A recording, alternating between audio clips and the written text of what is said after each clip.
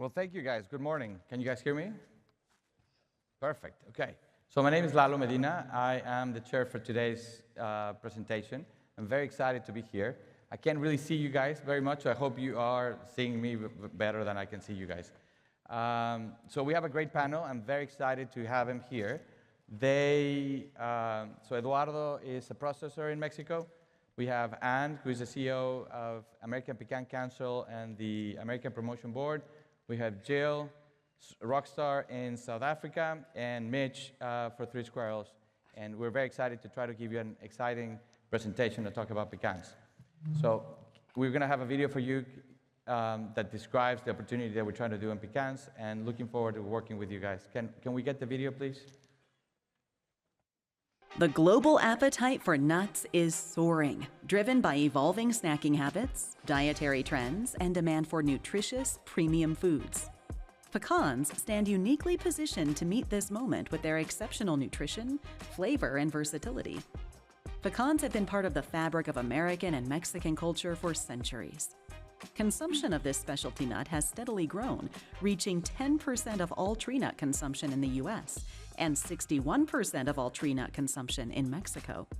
Even in these established markets, innovation flourishes, from reimagined candy bars to savory snacks and modern twists on classics. And while kernel exports are less than 2% of all tree nut exports, the rest of the world is taking notice of its quality, taste, and versatility as snacks, health ingredients, baking essentials, super premium gifts, and ways to elevate special occasions and menus. Pecans are gaining big momentum. Major retail partnerships, product innovations, nutrition research breakthroughs, and multi-million-dollar campaigns positioning pecans as luxury ingredients and super premium snacks are unlocking this super nut's potential. And we're just getting started. Partner with us to inspire wellness, create new taste experiences, and drive lasting global demand for pecans.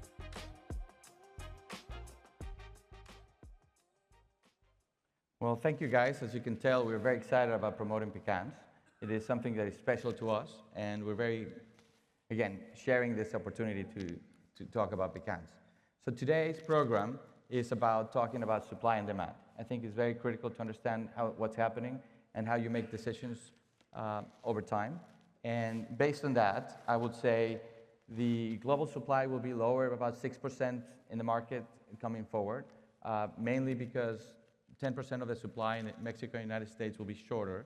And the reason why is we have issues with drought, we have issues with hurricanes, and we'll talk a little more down the road, but just want to give you a glimpse of what we're going to talk today. We also know that South Africa is doing better and the rest of the world, and some of that includes mainly South Africa has been driving this growth.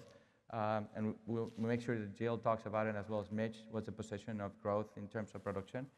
And then reminding as well that pecans is one of the most expensive nuts, and the inflation, tariffs, and all of these issues increases the cost that comes with the pecan. So just be patient with us.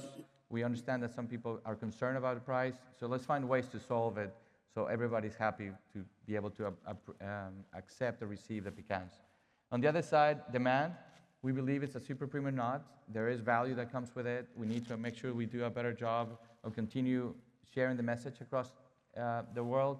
It is important that a lot of people doesn't really know it. Again, it's very concentrated in United States, China, and Mexico. And outside of that, very few people know them. So just to give you a reference of volume, for every 100 loads of walnuts that are exported, we only sell one pecan load. So it's really very small knowledge of it. So the more we talk about it, I think people will appreciate it even more. And at the end, every pecan is being sold. So we don't have to worry about oversupply. It's been a very stable product. You can find it in the market, but it is something that is important. The second thing is the tariff war hasn't really affected us. We'll talk more about it later down the road, but the tariff already started for us years ago. 8 years ago, in the first round of tariffs, we had that impact. It did affect us. We knew how to handle it. Whatever changes need to be happen, it happened.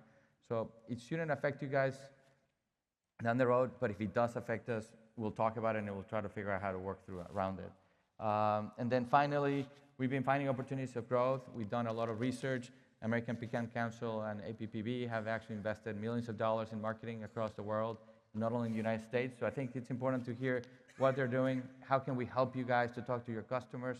I think it is relevant to see opportunities they're investing in around the world, and it's something we can help you guys to talk to your consumers and customers as well, and find this not an opportunity.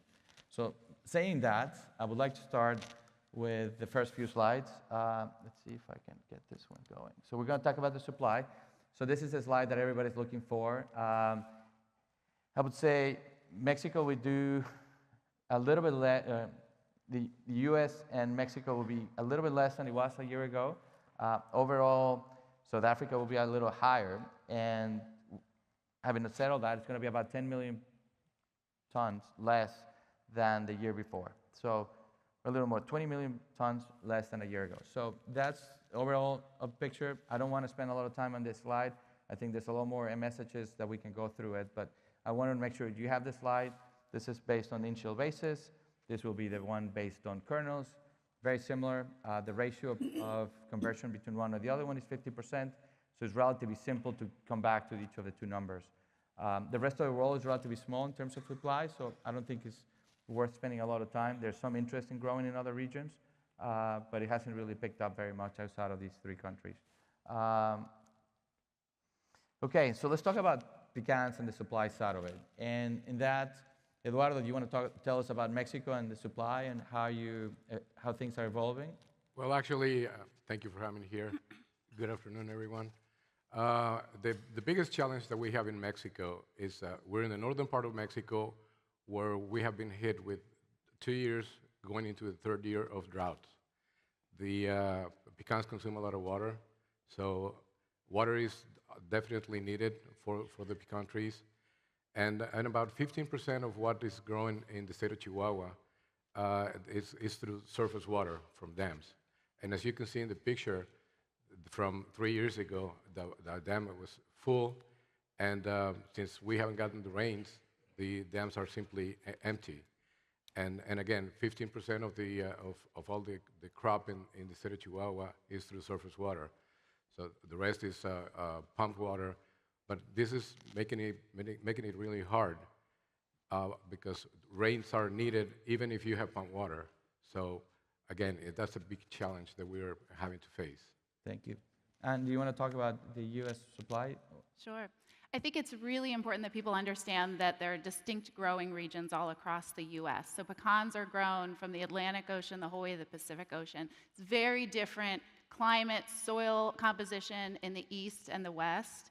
But the good news about that is that that's part of the reason that we have a very balanced supply year over year. It's almost like two completely different countries in terms of how they grow pecans.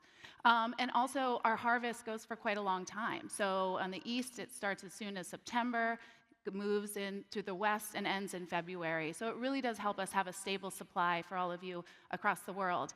But with that comes a lot of the same challenges that Mexico's facing in the west. We have issues with water. Input costs across the board, whether it's water and other things, are rising. In the east, in addition to those increased costs for things like fungicides, fertilizers, they've been dealing with some really extreme weather events. So in 2018, they had a hurricane, Hurricane Michael, that was considered a once-in-a-100-year hurricane. This last year, they had another once-in-a-100-year hurricane, and unfortunately, this one was double the landmass.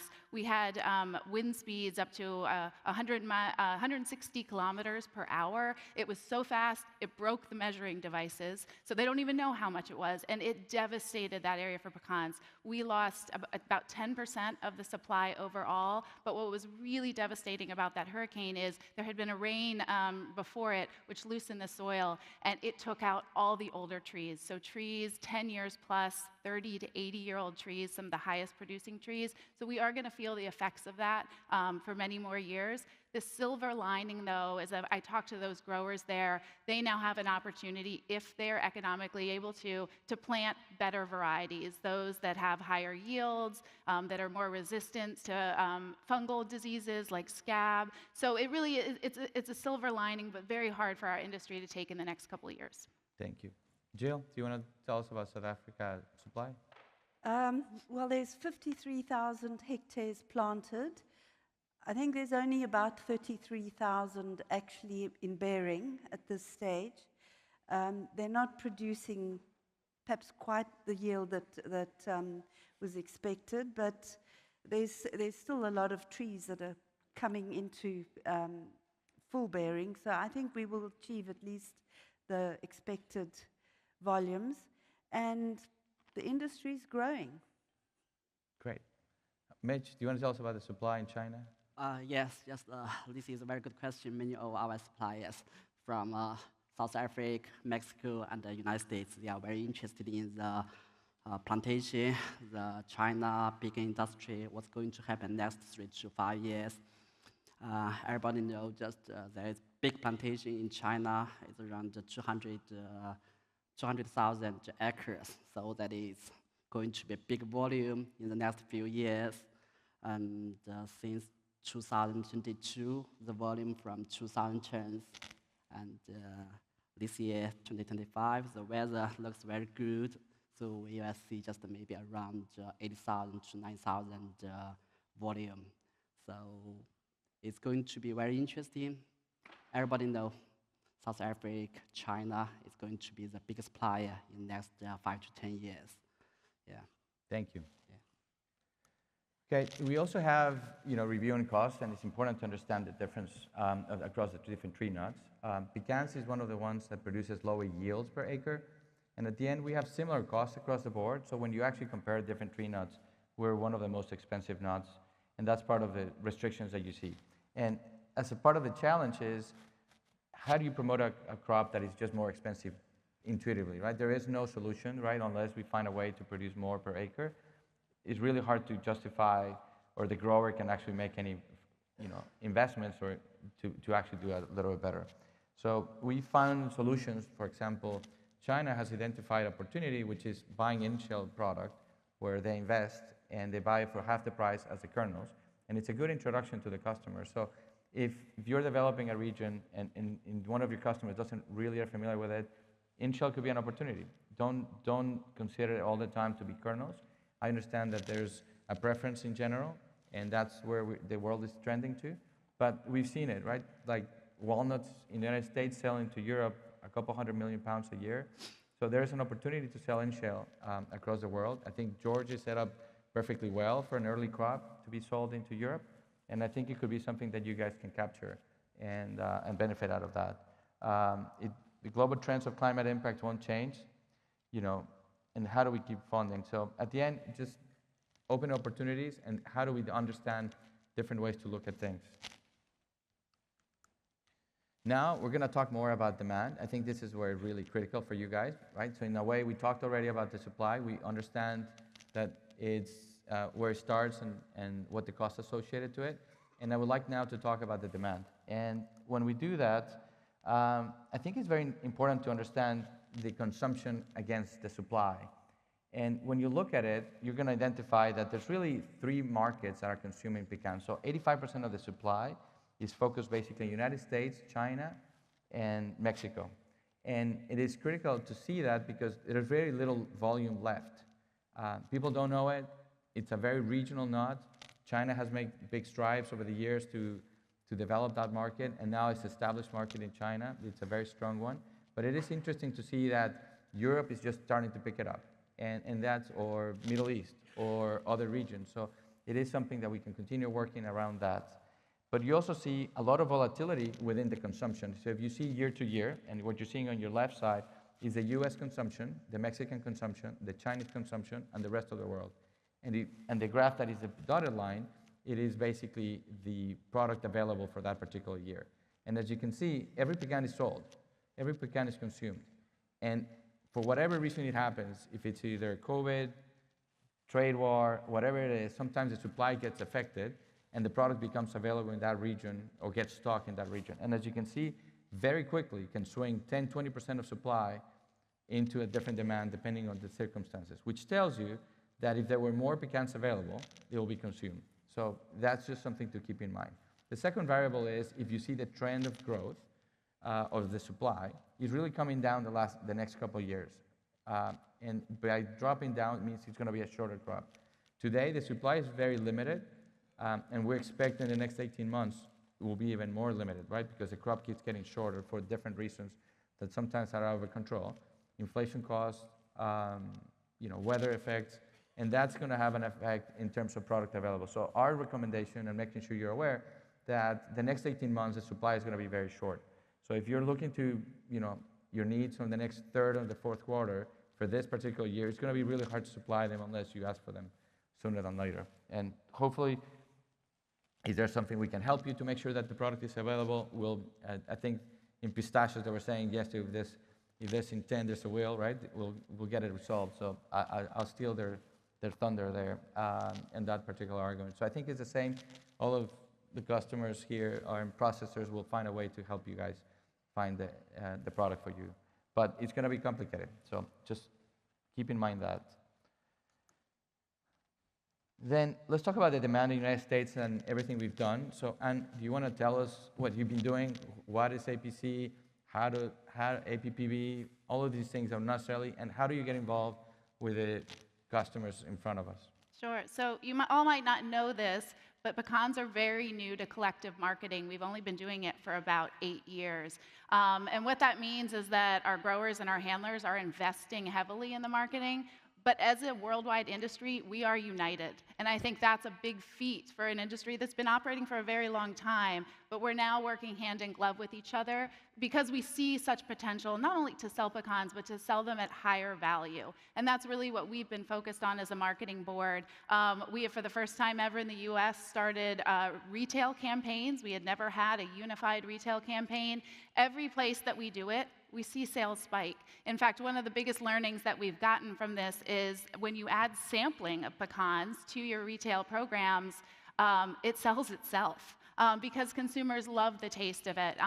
So that has been one key thing that we've seen to work. Another is that we have an explosion of innovation happening as pecans go from being kind of this ingredient beloved for pecan pies for the past 100 years, now to be seen as a snack that can be mixed with savory spices, it can be mixed with sweetness. So there's been tons of new explosion in products on the shelves. We are looking to work with you to find new opportunities. We've really found that when we go with our customers into their retail setting, if we work directly with food service, we succeed better. So the opportunity that we bring to you is come to us, let us know where you see the opportunity, and the pecan industry is willing to invest to make pecans a success. Thank you. So tell us a little more as well, and APC has made investments in different regions. So this one, for example, in Mexico, tell me more about what you've learned and what are you approaching Mexico in. Yeah, it's, the US and the Mexican market are very intertwined in a lot of ways, and so their success helps us succeed as well. So we've also been doing campaigns there. Pecans are much more part of the traditional diet even than the US, but they're looking for new food experiences. So not only are we doing retail campaigns that have been really successful, including as an in-shell product, which is something I think we could all take note of, is that there is this opportunity for consumers to start eating pecans in shell, just like they do in China, but also introducing pecans in new recipes, new uses, healthy foods, things like that. And again, when we put $1 into a market, we're seeing $5, $6, $7 in return every time. And so I think it just shows you all the massive potential we have no matter what country we're going in. Even though you would think that Mexico and the US are mature markets, they're not. We still have so much room to grow. Perfect. And just to give us some of these highlights, Mexico represents or consumes about 60% of all the tree nuts are pecans. So it's the main source of product, and it's reflected in the candies, for example. It's a great example of about 75% of all the candies in Mexico are related to pecans. In some way or in some form, you can find it in many ways, and this is something that you guys can take at home, right? There's a lot of these candies were originally from Europe. They were originally from Middle East. There's a lot of cultural mix in that area that allows you to understand this type of concepts. So some of the products that use pistachios, for example, in Iran, they'll be using it with pecans. Literally the same product that we're able to approach and attack it. So I think it's something to consider. It is a very versatile nut, and it's something that we can help and continue doing. So let's talk about China and the demand. And this is where Mitch is mad. You can do magic. And tell us more about what you do and how do you approach the market that it continues evolving over the years.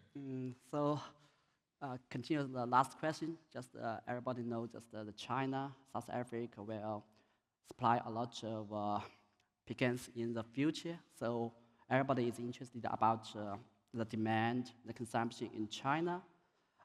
As we can see, last year we imported around 33,000 tons pecan from South Africa and 18,000 tons from United States and similar data from Mexico. So totally around 70,000 tons from South Africa, Mexico, and the United States. So demand, it looks good, is increasing in the past 10 years. As Anna mentioned, United States and European is a well-developed country for the pecan market. So how about the China? China just, I can tell you, the biggest market, big population. So you can see just in the sales channels, many new flavored kernel and different kinds of in-shell products, and also some nose milk like a pecan milk. It moves very well. So I talked with my friends, some of them is our suppliers. Don't worry about the China market. It's going to be very good in the future. So demand is not a problem in the future. So we should work together to find some more products. And we talked with Anna, just the United States Pecan Association and South Africa Pecan Association, how we work together to promote the sales of pecan in China, in Asia, and that is good for the farmers, for the buyers. So it's going to be very good in the future and massive potential for the China market. Yeah. So historically, and this is a question that I always have, historically, China has been consuming something about large-sized pecans. Yes. But you also were telling me earlier that smaller-sized pecans are also coming into the market. Could you elaborate specifically there that there's other opportunities besides the size? Size, just for long time, China, we like huge things. So for long time, we buy jumbo size, oversize. But currently, just with the development of the new technology, so you can see a lot of small size like X large, large, medium, and small size shipped to China, and they crack it to the kernel and flavored, roasted, and mixed with some snake food like milk tea. So it's going to be very popular now in China. So size is not a problem with the new technology. Yeah. Great. And also China is one of the markets where they have developed better packaging and deliverable. It's amazing how do you guys distribute online. I mean, I'm looking at the numbers of 32 million units, right? So at least for pecans, it's just outstanding, the size of delivery and how quickly. So tell me more about how does that market has evolved, the online presence, the retail, the deliverable is so different than any other part of the world. Yeah, so for a long time, just we are talking about the China business model. But for a long time, just it's traditional sales channel like wholesale market, supermarket. But since 10 to 15 years ago, with the e-commerce development, so a lot of products just sales moved to the online business.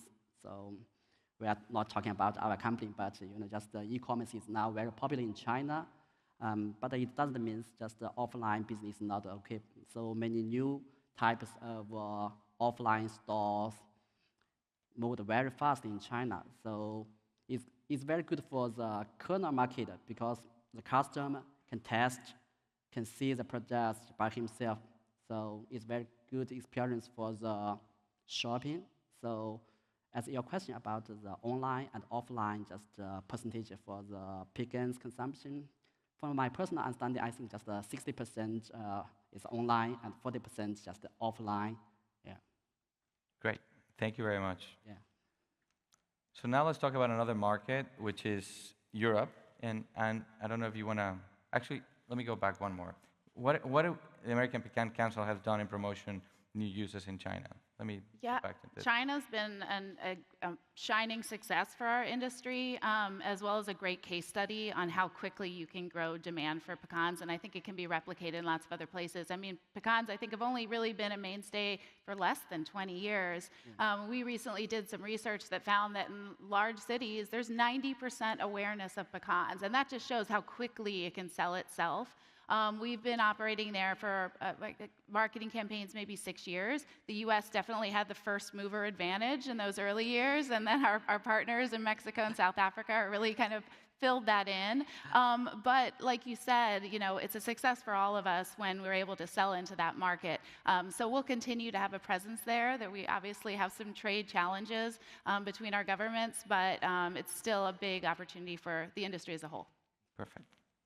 And now that I have you, could you tell us also more what you're doing in Europe? I know that you've been doing a lot of campaigns and different approaches. Yeah, we've only been operating in Europe for a couple years. We've had a campaign in Germany for about 3 years, and we're really able to skyrocket up the awareness of pecans.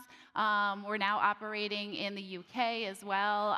We have a lot of success there. What we found is it's fine to get awareness of pecans, sure, it's great, but it's the availability that we need to improve, because if consumers can't find it on the shelves, they're not going to fall in love with it like we know they will.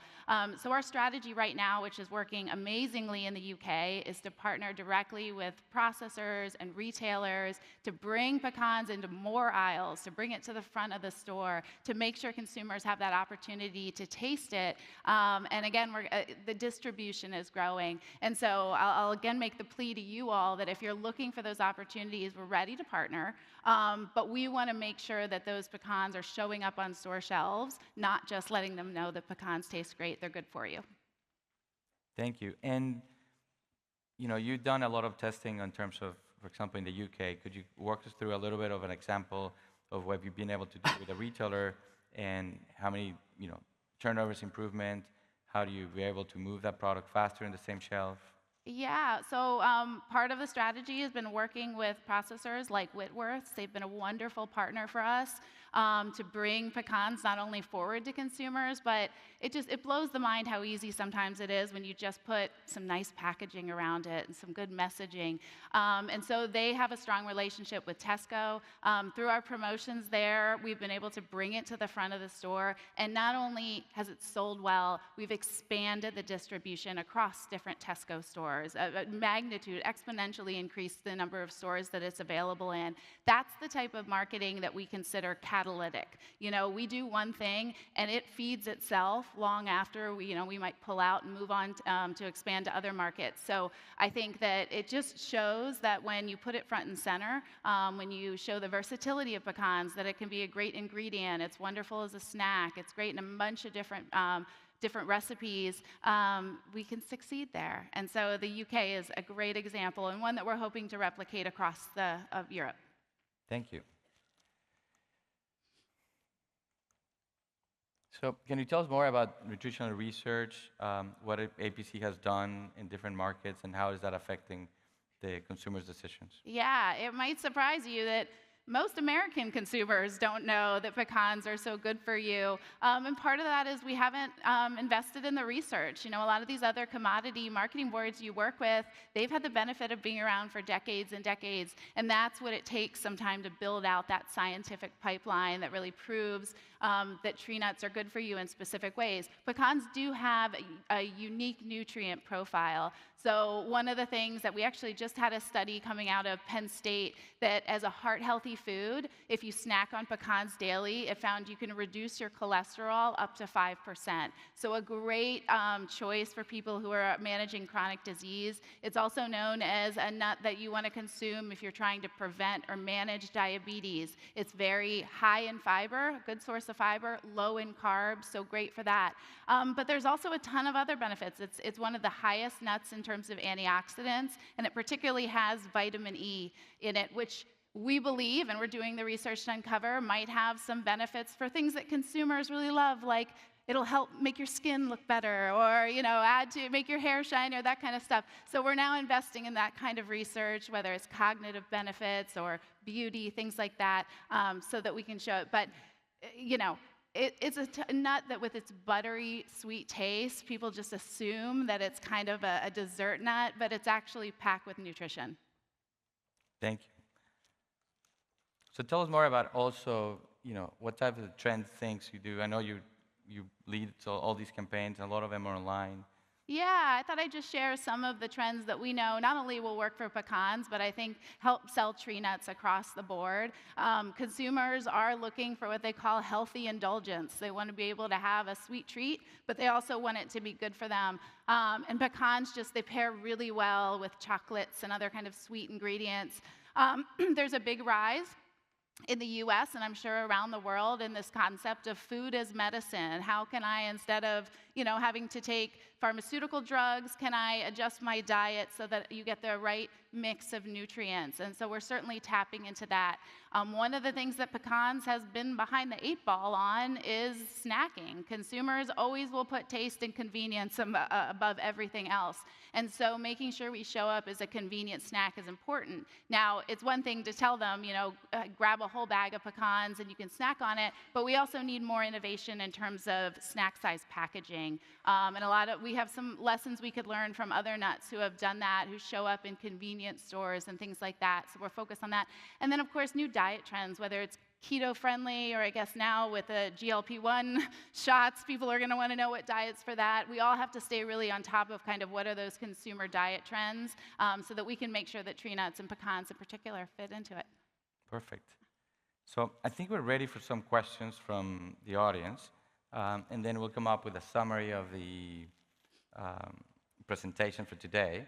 So one of the questions that I was looking at is, how has Section 32 impacted the pecan peas market? And let me just give you a little context on this question. So Section 32 is the food banks from the United States make a request. They request for not only pecans, but they request for all kinds of products. Although the tree nuts, pistachios, walnuts, almonds, they all participate in this particular program. And it's basically the government buying products that will be delivered to the US food banks. And this particular purchases really don't affect the market directly to consumers, because these type of consumers will not be purchasing pecans or the tree nuts from their basket. So we're really not necessarily affecting any of the retailers when we do this purchase. So in the last few days, there was a request, and it was a couple days ago was delivered. 5 million pounds, basically, of large pieces was sold to the U.S. government for food banks. And what will affect that means there's very few large pieces left, which means there's very little left as well to even chop pecans, which will give you medium, smaller pecans. So all the peas market has basically, with this purchase, will allow to make it, will not only make it short of the crop, but also will actually stabilize the price of the pieces. So if you're looking for pieces, just keep that in mind. It's going to be very short. The other element that I might as well build now is the accessibility of halves. Today, the market it's short of halves, and part of the problem is, at the end of the day, it's a seed that we're cracking with machinery. And some years, you'll have a turnout of higher pieces, and sometimes you'll have lower pieces. In this particular year, and Eduardo can attest, how are you seeing the market in terms of the number of pieces versus halves when you're processing your pecans? Well, the standard of half yield whenever you shell pecans goes between 70 and 80% halves. Mm-hmm. This year, for an unknown reason, we haven't been challenged to get that kind of yield on halves. So this year, we're struggling making it 70%. So that only leads us to have less availability of halves. So, that's 10% less. So that should shortage the availability of halves. So I think it's going to be tight. The demand for halves has been really good, yet the availability is going to become very short, pretty quick. Perfect. Well, thank you. There's another question regarding the tariffs, and I think I might as well address it now. So the tariff does affect all of us. None of us can control it. I think it's and we were having this conversation yesterday at the academia meeting. Basically, it's a binary thing. You know, is it going to happen or not going to happen? It's going to happen on Monday and disappear by Tuesday. Nobody really knows. And so I think we all can control is what we do every day, and we plan around it. I would say that in general, as long the China trade war started really 8 years ago. So as Mitch can attest, they don't buy US pecans very much anyway for the last 8 years. So that discussion is sort of a non-issue. If there's a trade war between Mexico and the US, there will be an issue. We're very interconnected in many ways or fronts. And so that will create a stress in the supply and demand. So far, it has not been the case. I think for a couple of days, Eduardo almost had a heart attack. But outside of that, I think he got out of the hospital well. And he did very well after a couple of days. But I think right now it's a very stable situation.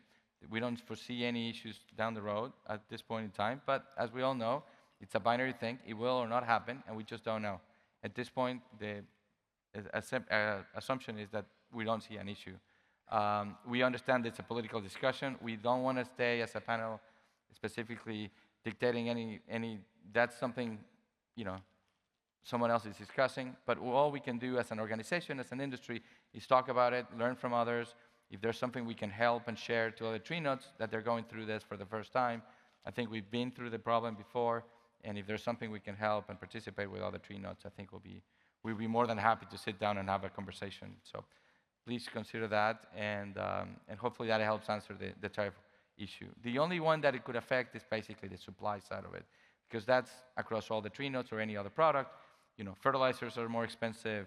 You know, the cost of oil or any other aspect that are the inputs for the farm will have an impact, but it will have an impact across everyone else. So this is not very specific to pecans. The other question that was asked is,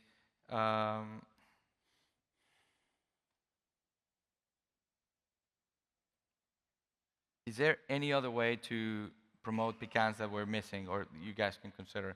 Is there something else that you would like to answer that question? I think for us, the strategy is not just promoting pecans, but high-value pecans. We've seen that working really well in a new market for us, which is India.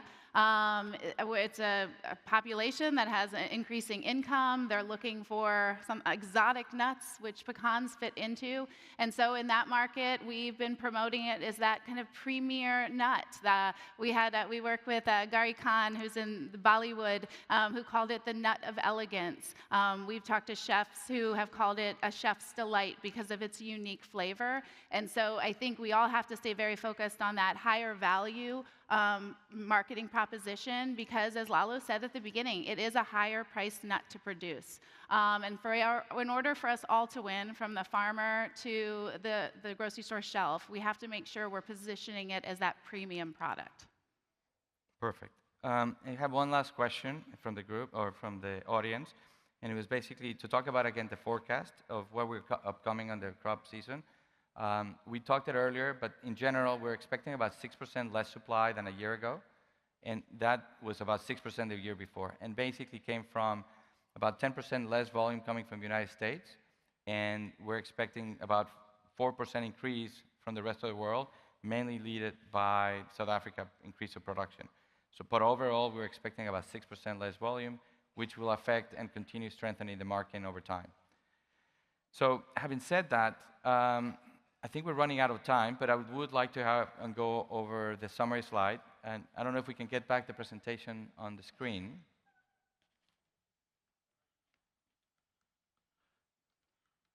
So we have divided the slide in two parts. So the left side is the summary of the supply. The right side is the summary of the demand. If you try to go through the key points on the supply side of it, and this is something you can take a shot or a screenshot with your camera, making sure you can share it with your customers. And this might be an easy way to describe everything we talked today. And it's important to keep it in a one single page summary, because it will allow you to explain the issues and the benefits. So please do take a picture. I think it's very helpful. The production is going to come down, as we talked just a few seconds ago. It will stay tight no matter, at least for the next 18 months. The high cost will not change. That cannot, because it's part of endemic and intrinsic to the pecan, mainly through the yield. And so we won't be able to help in that aspect, the global expansion can be complicated because pecan prices has been fairly steady for the last 5-7 years, but cost has gone higher, which has actually limited the amount of tree plantings that are happening. And so it's important to recognize that we don't see a lot of oversupply or a lot of expansion. We're hoping that as the market tightens up, eventually investment will start again. Remember, pecan trees take about 7 to 10 years to get to production, very different than almonds, that it will take just 2 or 3 years to get into production. So it's just a different nut, and that's why we need to consider going forward. There is no surplus. We keep thinking that there's a lot of volume available. Again, think about the future. If you need crop, you make sure you access it sooner than later. This conference is full of all the main vendors, and they're all interested in doing business, so make sure you talk to them. On the demand side, is very limited based on the supply. So even though that there's a lot of people willing to consume, you can see swings between countries, like Mexico, the US, or China will swing 20, 30 million pounds, which represents, in some cases, up to 20, 30% of the previous year, and they will consume it. So if the product is available, it will be consumed. So guys, don't forget that. If you're in different regions, if you want the product, let's take advantage of it. The category of leadership in Mexico is very critical. It allows us to see what the future could look like. There's endemically had delivered dairy, candies, salted products, and different developments, and then combined with new investments of understanding what happens with nutritional research, we can actually complement that benefit of understanding different categories. So over time, if you're looking for a different market and a different region, if, for example, if someone is developing a new dairy or a new bakery program, there's plenty of examples in different regions that we can help you approach that product development in your home country. There's a lot of emerging markets. There's an opportunity to develop, depending on your price point that you're looking for, from in-shell to actually kernels. Historically has been kernels the driving point, but if for some reason price is an issue in your region, in-shell might be your entry point, and develop it into a more convenient kernel business, the same way as China did. China developed a massive in-shell business, and then eventually start moving into kernels. So it's a good way of approaching the market.